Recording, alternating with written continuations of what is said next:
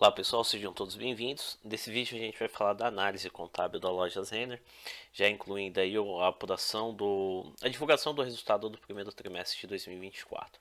Começando aqui pelo balanço patrimonial da empresa, que é dividido em três vertentes aí, que é o ativo total, passivo total e o patrimônio líquido. Aqui no gráfico, o ativo total são os bens e direitos que a empresa tem a receber, que a gente fala que é o caixa, as contas de investimento, os estoques da empresa, os prédios, ou seja, o que a empresa tem de ativo patrimonial para ela funcionar. Que essa linha azul aqui é o maior volume financeiro da empresa hoje em questão patrimonial, são os ativos.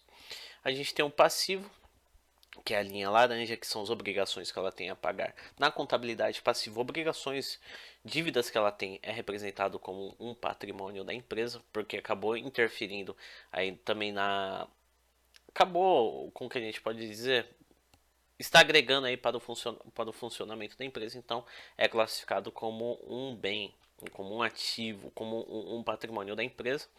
E a gente tem o patrimônio líquido, que é o capital investido pelos sócios e acionistas, e é onde é realocado quando a empresa tem lucro, é realocado uma parte dos lucros, e fica alocado também quando a empresa faz aí realocação de recursos, ou seja, aplicação de mais recursos. Bom, a gente consegue verificar que o maior volume financeiro da empresa é de ativo, é muito positivo. Uma outra questão muito positiva também, ainda mais por ser um mercado bem concorrido, que é o mercado de varejo e de vestuário de moda, a empresa ela tem de passivo o mesmo volume financeiro que ela tem de patrimônio líquido. Hoje, praticamente aí 50% da empresa está sendo investido através de recursos terceiros e o outro 50% está sendo alocado com recursos próprios, aí, que é recursos dos sócios e acionistas e os próprios recursos da empresa, né? Então aqui a questão patrimonial da empresa, por ser um mercado muito concorrido, está muito bonito, muito interessante. Bom, vamos falar um pouquinho. Tem um subgrupo de contas no ativo, que é o ativo circulante, que são os bens e direitos que a empresa tem a receber nos próximos 12 meses. Na contabilidade, o período de curto prazo representa os próximos 12 meses. Então aqui dá para a gente fazer uma projeção do que a empresa vai receber aí nos próximos 12 meses em questão de geração de caixa e o que já foi gerado de caixa. Bom, aqui a gente tem o caixas equivalentes, que é a linha azul. Teve um aumento considerável aqui de caixa de dinheiro disponível, que a gente consegue verificar que possivelmente foi um empréstimo que a empresa fez a captação, que foi jogado a maior volume a longo prazo, ó, que um está relacionado com o outro, ó, que aumentou aqui a composição do, do passivo, teve aqui um aumento da composição dos empréstimos. Essa entrada de caixa aqui foi através de recursos de empréstimos e financiamentos. Mas o maior volume financeiro aí que a empresa sempre teve foi de contas a receber, ou seja, são de vendas a prazos que a empresa faz. Ela tem um cartão de crédito, que aí a pessoa vai lá, faz compras e divide em 10, 12 vezes e está aqui dentro do contas a receber. Então, que é uma projeção de geração de caixa da empresa aí nos próximos 12 meses é muito alto. Se todo mundo quitar e honrar esses compromissos que ela tem com a loja Renner, tá bonito aqui. A empresa tem uma garantia positiva de geração de caixa nos próximos 12 meses. Estoque vem numa tendência de alta. Uma empresa que aparentemente tem uma boa rotatividade operacional, então vem o caixa, o estoque vem aumentando, mas esse estoque vem girando aí através das suas vendas. Bom, voltando aqui para a composição do passivo, são as obrigações que ela tem a pagar aí com terceiros. Opa,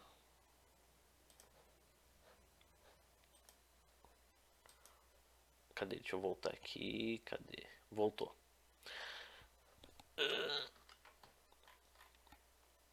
Então, voltando aqui para a composição do passivo, que são as obrigações que ela tem a pagar, visando o fluxo de caixa, principalmente para empresas que são muito endividadas, o ideal sempre é que o maior volume financeiro que ela tem de passivo esteja alocado a longo prazo.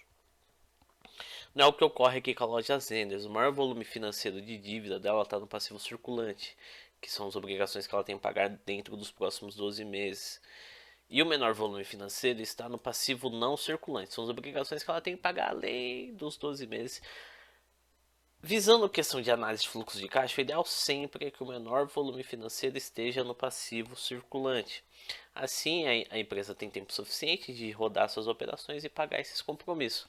Mas como que é uma empresa que ela tem contas a receber alta aí no circulante, aparentemente aí ela está fazendo uma boa rotatividade das suas operações, que a gente vai avaliar logo logo aqui no volume de receitas, de vendas, não está tão preocupante. Até porque o que ela tem de ativo é bem superior ao que ela tem de passivo. E o que ela tem de patrimônio líquido é praticamente o mesmo patamar. Então não é tão preocupante, mas o ideal sempre é que o maior volume financeiro de dívida esteja alocado a longo prazo. Não é o que ocorre aqui com a loja Zenners. Já avisando a questão do empréstimo, empréstimos são duas contas, tem um empréstimo circulante e um empréstimo não circulante.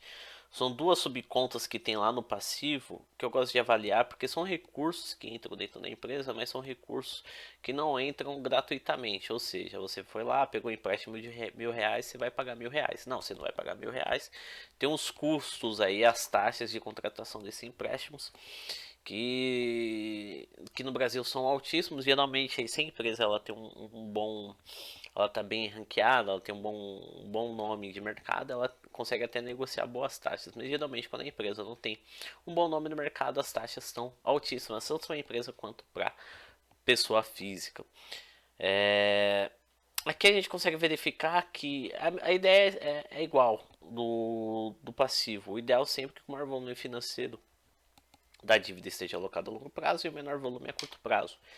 Aqui, praticamente aí 50, na média, aqui, se a gente for tirar uma média, 50% ficou alocado a longo prazo e 50% a curto prazo. Então aqui não tem muito o que a gente falar, que eles estão se entrelaçando. Aqui tem período que o maior volume está a curto prazo, tem período que o maior volume está a longo prazo, então aqui a gente não pode tirar uma, não tem muita conclusão e também a empresa não tem um empréstimo tão altíssimo, não é uma composição fortíssima do que ela tem de dentro da composição do passivo e até da questão patrimonial total da empresa.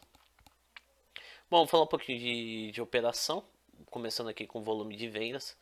Vinha ao mercado, não é um mercado volátil, é um mercado aqui de ciclos, né? Porque tem um período aí que há um aumento considerável de vendas, principalmente no final do ano.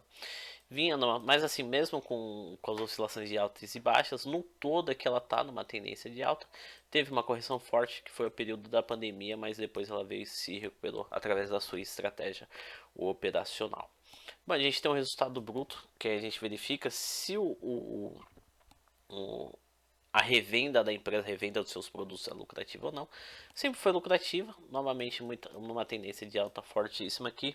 Teve uma correção no período da pandemia, que a empresa sofreu um pouco, mas ela fez uma estratégia, teve a estratégia operacional e conseguiu se recuperar. Bom, a gente tem o resultado operacional da empresa. Aqui o resultado operacional eu gosto de analisar, que é a gente consegue verificar se a empresa como um todo ela é lucrativa ou não. Antes da Antes da aplicação de fatores externos, como as receitas e despesas financeiras e o imposto de renda e contribuição social, que a gente consegue verificar a empresa como um todo, se ela é lucrativa ou não.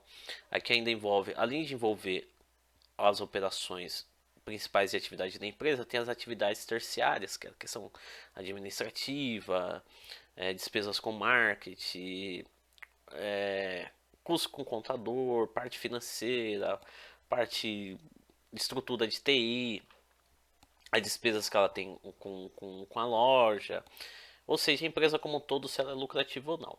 A empresa em si, claro, como que é um mercado de muito ciclo, principalmente no tem um aumento considerável de vendas no final do ano, ela sempre foi lucrativa. Passou por um período de prejuízo na pandemia, mas apresentou recuperação voltando para os patamares anteriores. Ainda não voltou para os patamares anteriores, né? Teve um prejuízo aqui no começo de 2023, apresentou recuperação. O período aqui de 2023 e início de 2024 ainda não está apresentando bons números. Vamos verificar o que ocorre aí nos próximos períodos.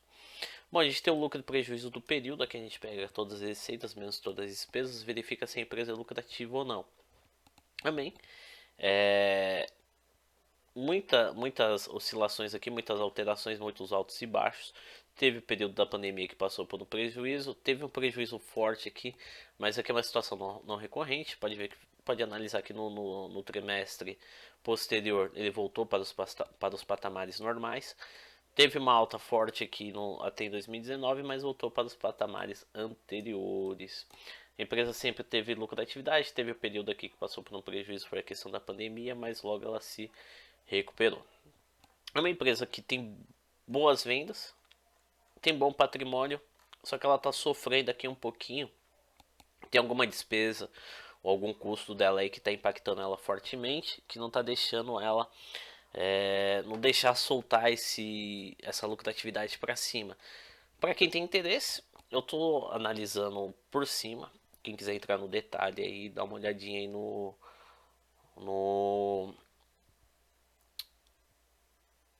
nos estudos que é liberado lá no site DRI da empresa, que é o site de relacionamento com investidores, que lá tem os relatórios que explica o porquê desse aumento, o porquê desse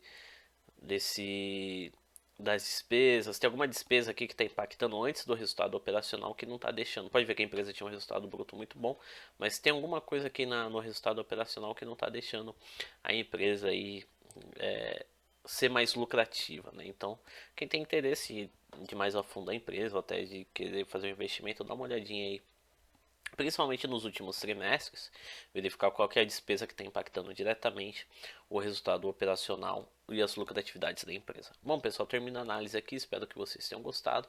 Quem puder estar se inscrevendo no canal já contribui demais para a continuidade do projeto.